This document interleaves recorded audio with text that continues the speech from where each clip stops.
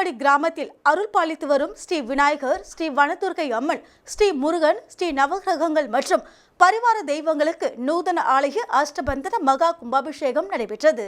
கடலூர் மாவட்டம் வேப்பூர் அடுத்த பூலாம்பாடி கிராமத்தில் அருள் பாலித்து வரும் ஸ்ரீ விநாயகர், ஸ்ரீ வனதுர்க்கை அம்மன், ஸ்ரீ முருகன், ஸ்ரீ நவகிரகங்கள் மற்றும் பரிவார தெய்வங்களுக்கு நூதன ஆலய அஷ்டபந்தன மகா கும்பாபிஷேகம் பூலாம்பாடி ஊராட்சி மன்ற தலைவர் நாராயணசாமி தலைமையில் நடைபெற்றது.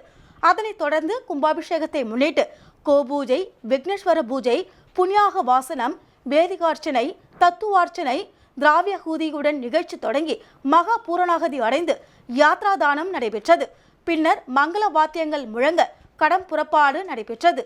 B.R. ராம்குமார் குருக்கள் தலைமையிலான சிவாச்சாரியர்கள் முதலில் ஸ்ரீ விநாயகர் கோவிலுக்கும், பின்னர் ஸ்ரீ வனதுர்க்கை அம்மன், ஸ்ரீ முருகன், ஸ்ரீ நவகிரகங்கள் கோவிலுக்கும் புனித நீர் ஊற்ற மகா கும்பாபிஷேகம் நடைபெற்றது. பின்னர் மகா தீபாராதனை காண்பிக்கப்பட்டு பக்தர்களுக்கு புனித நீர் தெளிக்கப்பட்டது. இந்த மகா கும்பாபிஷேக விழாவில் பக்தர்கள், பொதுமக்கள் என நூற்றுக்கணக்கானோர் கலந்து கொண்டு தரிசனம் செய்தனர். பின்னர் விழாவில் கலந்து கொண்ட பக்தர்களுக்கு அன்னதானம் வழங்கப்பட்டது. தொடர்ந்து 48 நாட்கள் மண்டல பூஜை நடைபெறுகிறது.